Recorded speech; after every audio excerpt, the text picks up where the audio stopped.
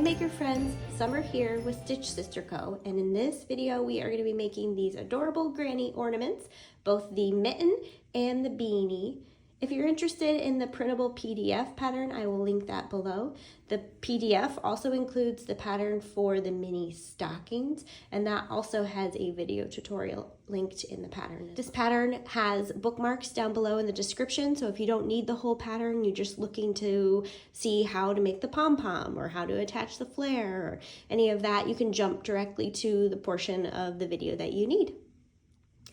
Before we begin, let's go over some of the materials you'll need. Now, you can see that there are lots of different ways you can add flair and personality embellishments to these. We will go over that later after we finish the crochet part of the pattern. But for now, we'll start with yarn, and that will depend on if you want the bigger, like bulky size or the worsted weight, smaller version. I think the bulky weight is great for a lot of things. It's a good size for an ornament. As you can see, it's about the size of my hand, so it would make a good noticeable ornament. It's also great for gift card holders. This is my gift that I'm going to give my kids' teachers this year.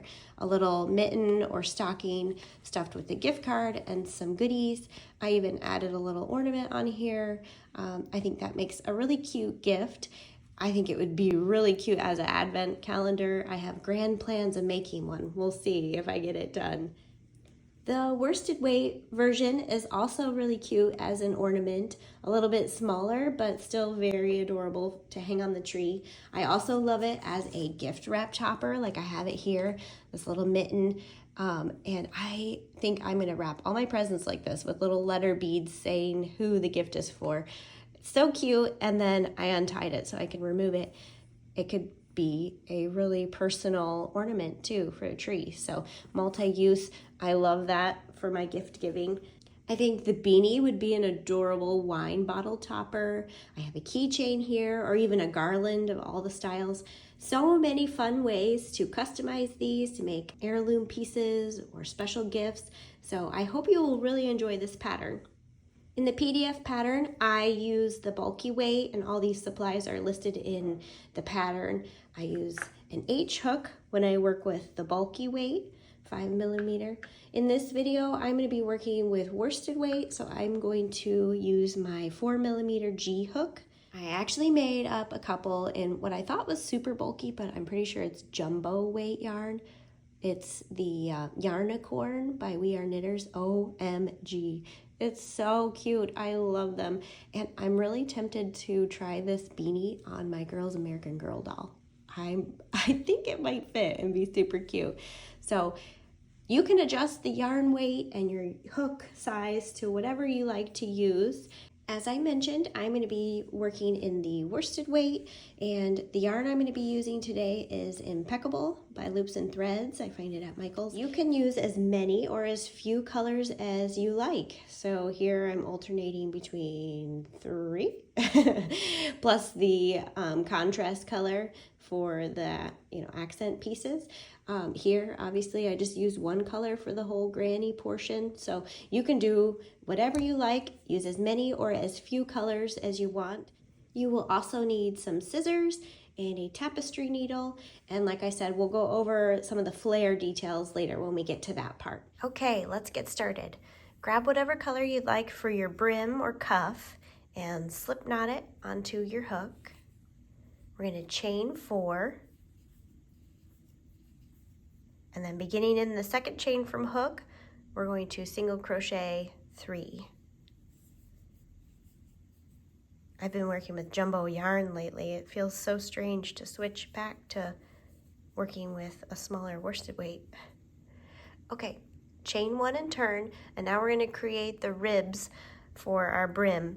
And to do that, we're going to be working, instead of working in the stitch like normal through both loops, we are going to be working only in the back loops. So we're going to kind of turn it over so you can see the front loop and the back loop. So we're going to put our hook into that one. Place it into the back loop and single crochet across in each back loop.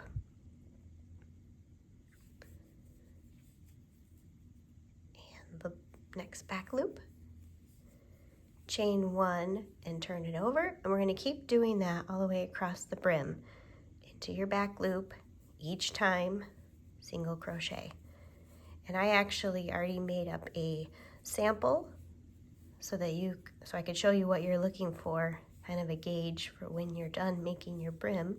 So I'll finish this row and then show you. Once you have completed 17 rows, your piece should look like this. So your beginning chain is over here with the tail at the bottom, and you should be at the same end as your beginning tail. And if you count your ribs, you will have 8 completed ribs with the start of the 9th. And when I go back up here, I'll have a 9th rib right here. So that's just an indicator of where you are, so you don't have to keep counting your rows as you go along. Just look for those 8 completed ribs, and then we know that we're ready to finish the brim off. To close this gap up and to connect the ends, we're going to fold the beginning chain side up and over to our 17th row and line them up, and we're going to slip stitch through both sides to connect. So we're chaining 1 if you haven't already done that, and then insert your hook into the chain side and into the back loop of your row 17 stitch, and then slip stitch through both of those. My tail out of the way.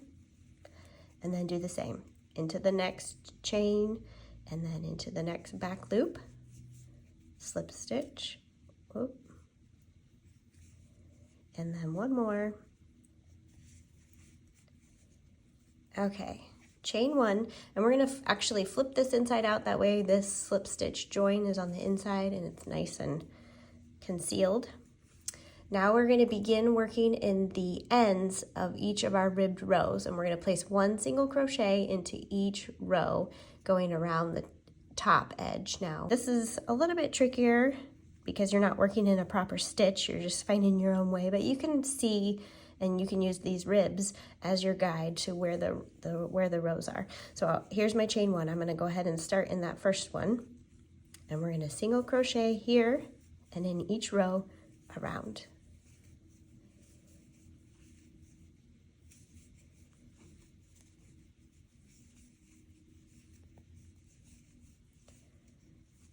Okay, so now I believe I have 18, but I didn't count, so I like to double check just to make sure and count backwards. 2,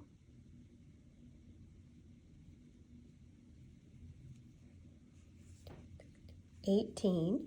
Okay, and now we're going to slip stitch into that first single crochet to join our round. And you should have 18 single crochets around. Then you can fasten off and leave a tail. When working this pattern, I like to just crochet right over top of my tails. It makes it so I don't have to come back in later to weave them in. But you can weave them in at the end too if you'd like. There's our brim or our cuff. Now this pattern for the beanie and the mitten, we're going to use the same base pattern all the way through. And then at the end, if you're making the beanie, we'll add a pom. And if you're making a mitten, we'll add the thumb. But otherwise, they use the same base. So we have our cuff or brim. And to begin our granny cluster rounds, we're going to take our first color, slip knot it to your hook, and join in any space you like. But because I'm going to crochet over my tails, I like to take my finishing tail of the previous round and lay it down, and then start somewhere near the end of that tail with my new color. So I'm going to slip stitch into a stitch, any stitch you like, to join my new color, and then chain 1. And now we're going to be working our half double crochet clusters into these stitches. So beginning in that stitch where I just joined, we're going to place 3 half double crochets all in that same stitch. So to do a half double crochet, we wrap around your hook, place it in the stitch, grab your hook and draw up a loop, and then yarn over again and pull through all the loops. So we have 3 half double crochets into that one stitch. Now we're going to skip over the next 2 stitches and place another cluster of 3 half double crochets all into the next stitch. And I'm just going to crochet over my tail as I go. Skip 2. I don't want to count my slip stitch to join here as a stitch, so I'm going to work into this one here, placing my next cluster.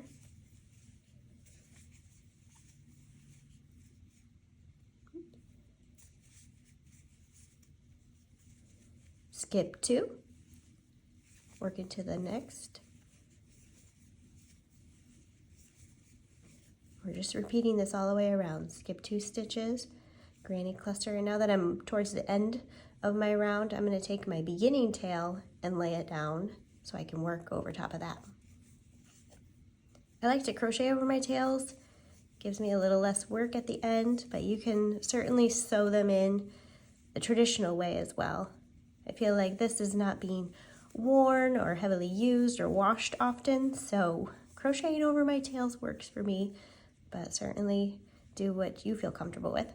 Okay, so I have 6 clusters all the way around, and now we're going to join to our first half double crochet to join the round. So slip stitch to join.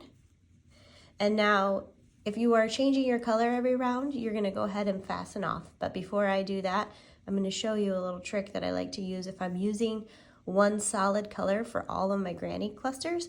I like to chain 1 and then begin working in this space right here for the next cluster. So I'll show you.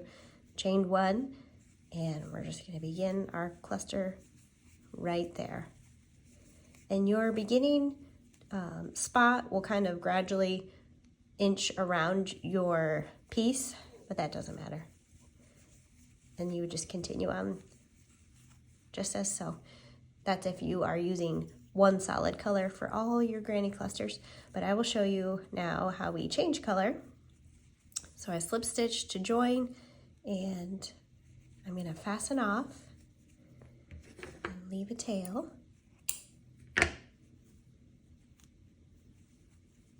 Okay, for rounds 2 through 5 of the granny clusters, we are going to work them as follows.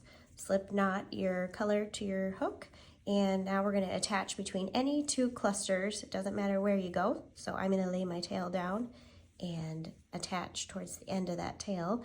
We're going to go between 2 clusters and slip knot to attach our yarn, and then chain 1.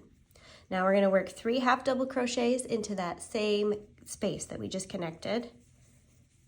So work 3 half double crochets here, and then we're going to go to our next gap between clusters and work 3 more half double crochets. And in each gap between clusters, we are just going to be working a 3 half double crochet cluster all the way around. And for the next 4 rounds, rounds 2 through 5, we are just going to do this exact same thing. So I'm going to go ahead and keep going, and then I'll meet you back up towards the end of round 5 and beginning of round 6, where we start to do something different.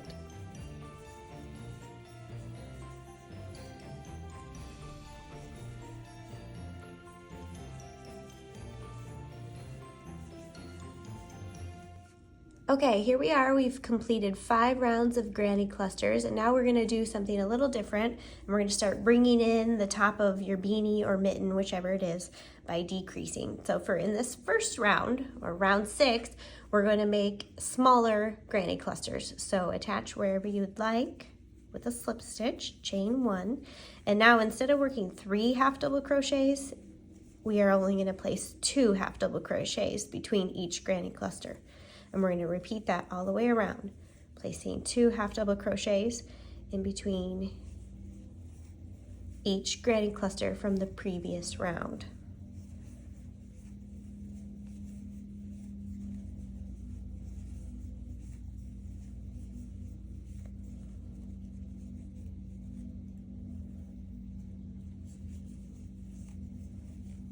Okay, and now you can either fasten off this color and change if you'd like. This last round is not very visible, especially when you're making a beanie. It's just going to be the last decrease round here at the top, but if you'd like to change your color, you can. I'm not. I'm going to continue on, and we're going to single crochet decrease around. So beginning in that place I just joined here, that's where I'm going to start. I'm going to chain 1, and then insert my hook into that first stitch, draw up a loop, insert into the next stitch, draw up a loop, and then yarn over and pull through all the loops on my hook, and that will decrease those 2 stitches down to 1. And so we're going from 12 stitches or 6 granny clusters down to just 6 stitches in this round.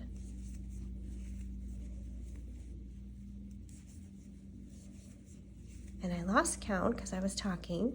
1, 2, 3, 4, 5, 6. Okay, and then we can join with a slip stitch to our first stitch and then fasten off.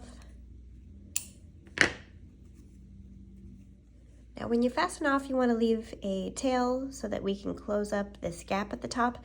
I did not leave a very long tail. We will see if we can make it work. And we're just going to weave in and out of these last 6 stitches to cinch this top closed. Now you can go in and out of your stitches. You can go just in one direction like I'm doing here. It doesn't matter too much.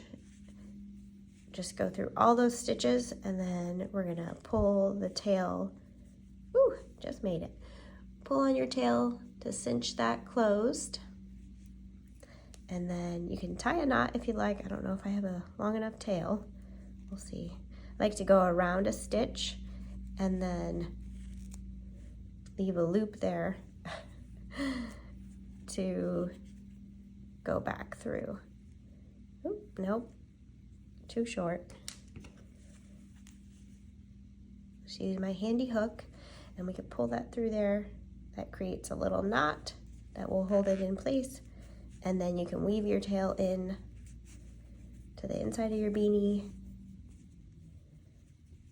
and either snip it short, you can flip it inside out here so it's easier to see. I'm going to use my hook since I didn't leave a very long tail, but you can use your tapestry needle. That's ideal. Just weave it through a few stitches so it stays put, and then we get to move on to the fun parts.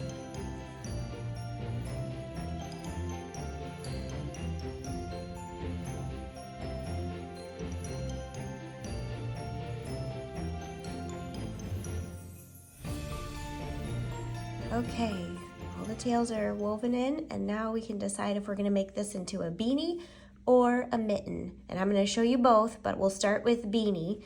So grab whatever you want for your pom-pom, and I'll show you how I like to make these tiny ones.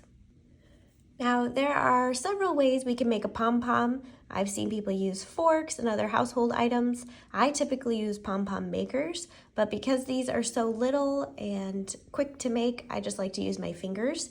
No tools needed. You'll wrap either around 2 fingers or 3, depending on how big you want. Usually I start with 3, and you can always trim down your pom pretty easily. Hold your tail here. Now you can use anything you want. I love adding like metallic thread in here too to make a glitzy pom, but we're just gonna use our contrast color. Hold your tail down and wrap around 3 fingers loosely enough that you can slide it off. And we're gonna wrap about 30 times, 30 to 40, depending on the size of yarn you're using and how big you want your pom. But we're gonna wrap 30 times.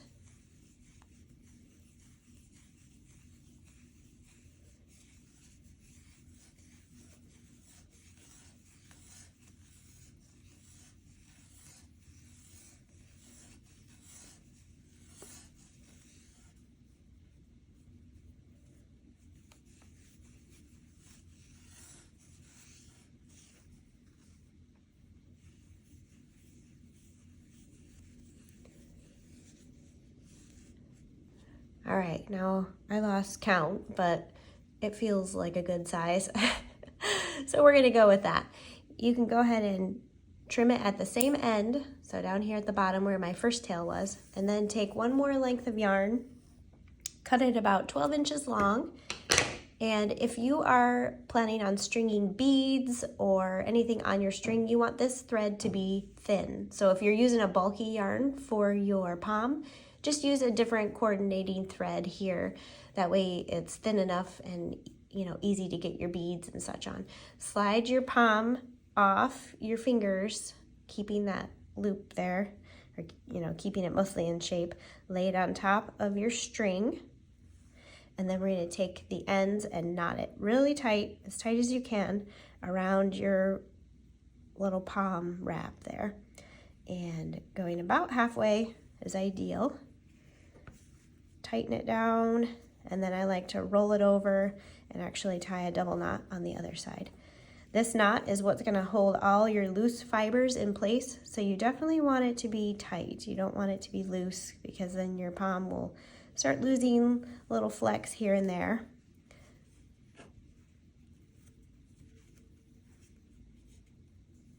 And double knot this. And then holding these, you don't want to trim your long ones. We're going to take some scissors and we're going to go through each side and snip these loops. So you'll see there's like a folded over loop on either side of your knot. And we're just going to go right down the middle and snip it in half. And it'll release all your fibers. And do the same on the other side of the knot.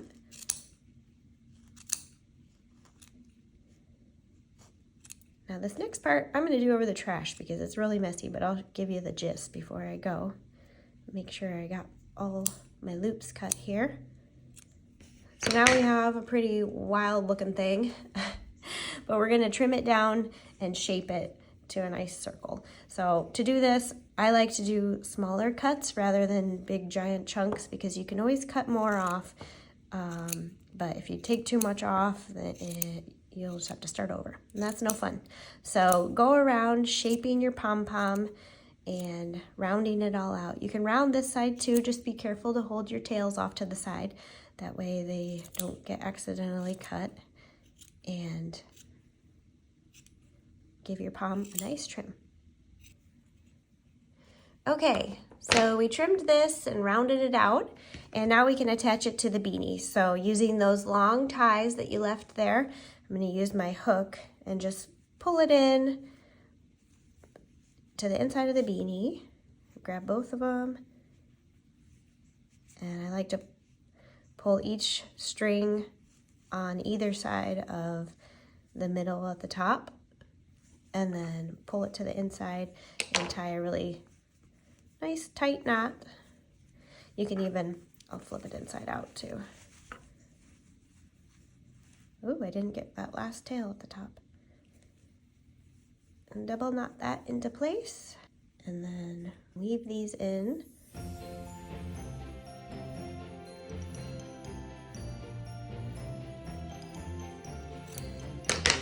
All right, we got the tails woven in, and now we have our cute little beanie.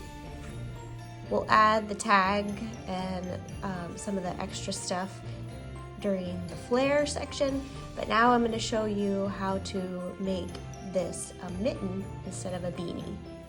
Okay, now we're going back to this basic shape, and we're going to turn this into a mitten. And so to do that, grab yarn for your thumb, whatever color you like. I'm going to use the same as my cuff, and slip knot it onto your hook. Now we're going to look for our beginning cluster rounds, so this pink round here, round one of the clusters, and we're going to attach in any of these clusters. So you can look at your form and see if there's a good side or a bad side, however you want it to lay. It really doesn't matter. So I'm going to attach here. So looking at this cluster, I can see I have 3 stitches. This first stitch is kind of tucked under this cluster, and so this is the middle stitch right there, and that's the 3rd stitch of this cluster. So I'm going to attach my working yarn here to this middle stitch of this cluster in round 1. So we're going to attach in that stitch with a slip knot, oops, and chain 1. And now we're going to work a half double crochet into that same stitch. So going right back into that spot, half double crochet there, half double crochet into the next stitch, which is the last stitch of that cluster. Now we're going to kind of rotate and work in the side of this cluster right above, and we're going to put 2 stitches right here around that first stitch of that cluster. You see, I went under and around that stitch. We're going to place 2 half double crochets. Oops, snagged my yarn. Try that again. Go around that stitch, grab your yarn and work 2 half double crochets right in that same spot. Rotate it again to the other side, and now here's the cluster right before the one we worked, and we're going to do the same thing around the last stitch of that cluster. We're going to place 2 half double crochets. So we're kind of just making our own little thumb spot. And now we're going to join with the slip stitch to our first half double crochet. So we have 6 half double crochets that we just made around in a circle. And now we're going to do one more round, chain 1, and we're going to work a half double crochet into each stitch around. So we'll have 6 half double crochets here.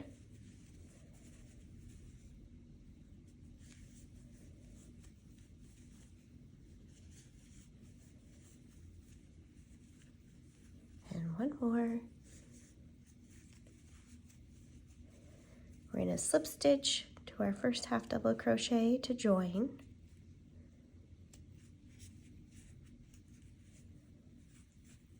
And then fasten off. I'm going to leave a little bit longer tail this time. That way I can close the gap at the tip of my thumb. And here's our little thumb. So cute. So I'm going to take my tail inside. Go ahead and thread your tapestry needle with that tail that you just left. And we're going to use that to close up the tip of our thumb here. We're just going to go through the last 6 stitches that we just made. Weave it in and out of there, cinch it closed, and then weave in any of your remaining tails.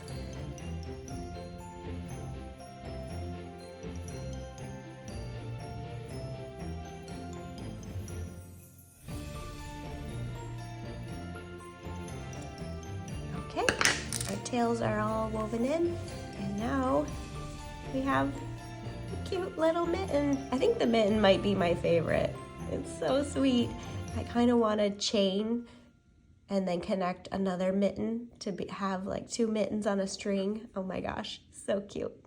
Okay, now that we made the finished pieces, let's add some flair. I love adding flair and embellishments to my pieces, but they are totally cute on their own, and you don't need to go any further than what we've done already. But if you want to, I'm going to show you how I make the tassels. We already went over how to make pom-poms. You can also use pom-pom maker if you'd like.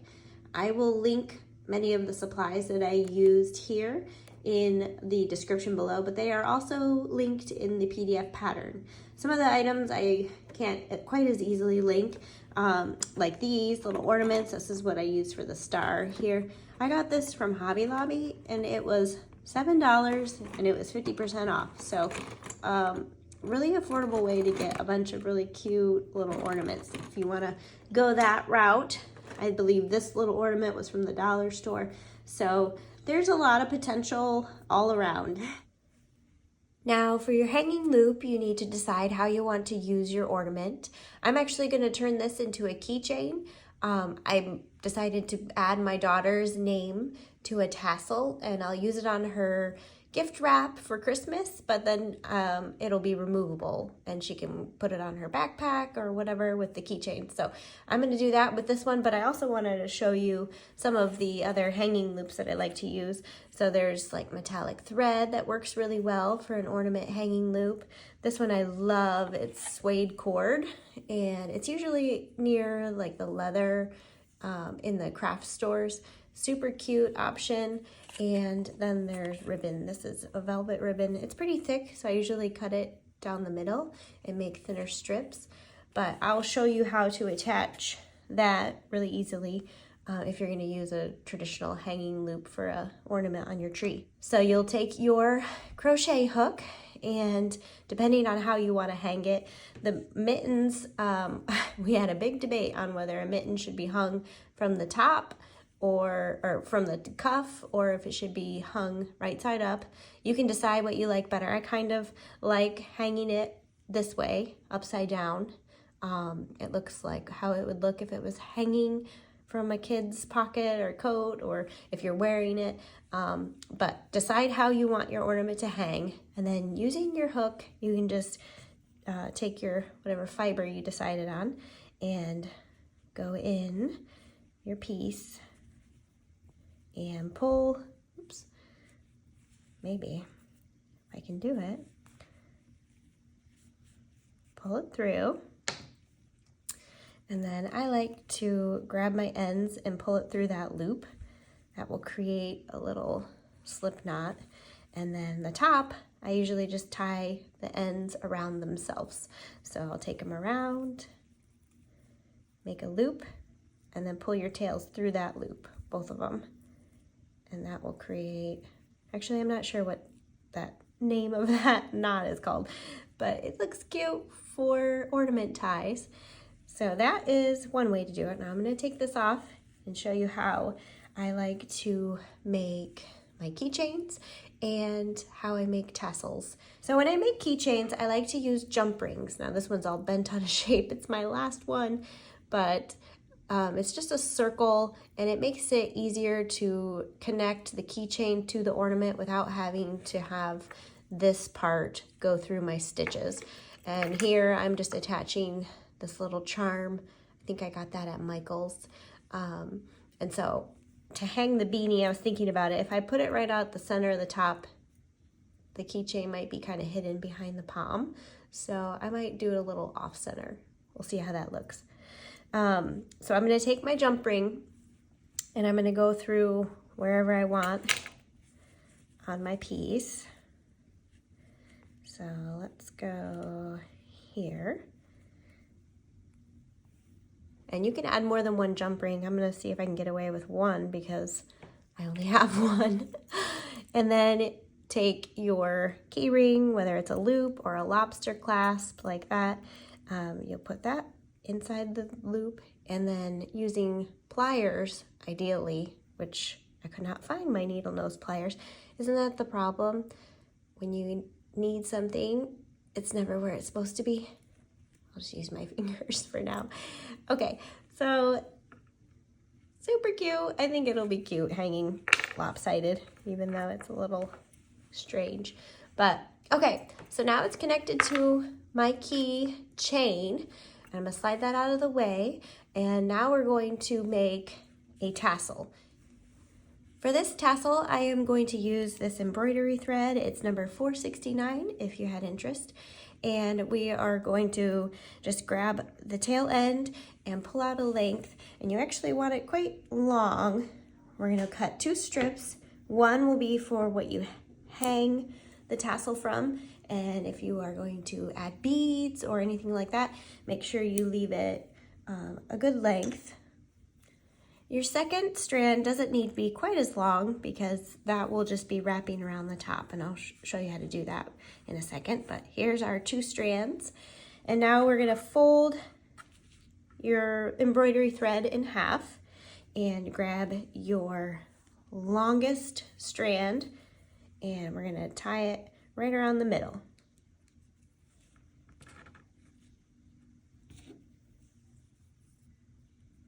You can double knot this, make it really tight. Again, this is the one that the tassel is going to hang from.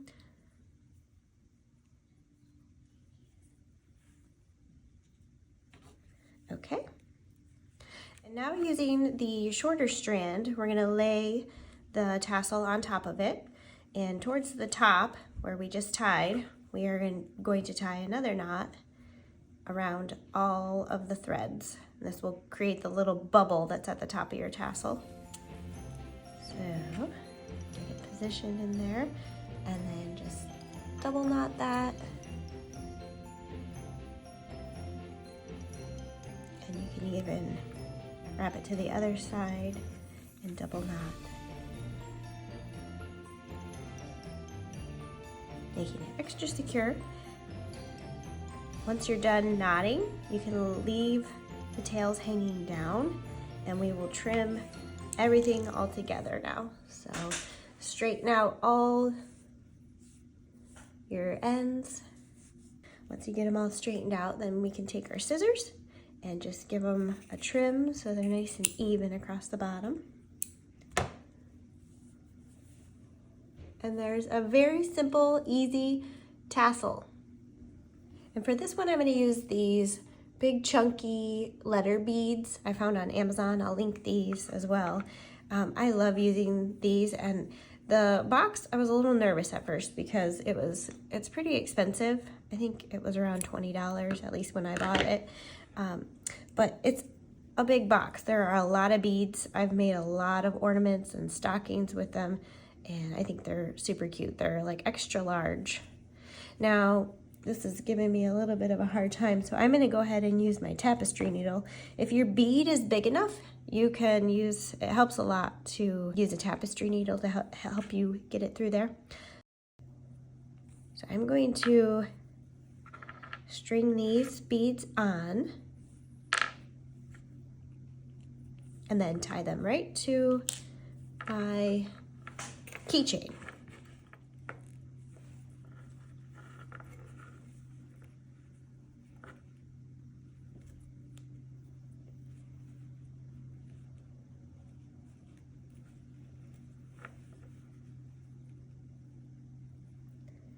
And give it a double knot, and then you can either just trim the tail off as is. When I'm doing beads, I like to bring it back down through the beads. This one I have a little bit of space in between my beads in the top, but typically I try to tie my knot a little closer to the beads. But anyway, you can bring your tails back through the beads, that way they're kind of hidden inside there, and trim them off, and hopefully they'll stay concealed. If not, you can always trim them short.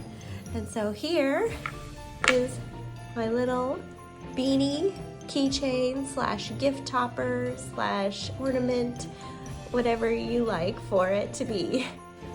Thanks for crocheting along with me, guys. And don't forget to tag me when you share on social media. I would love to see your beautiful grannies.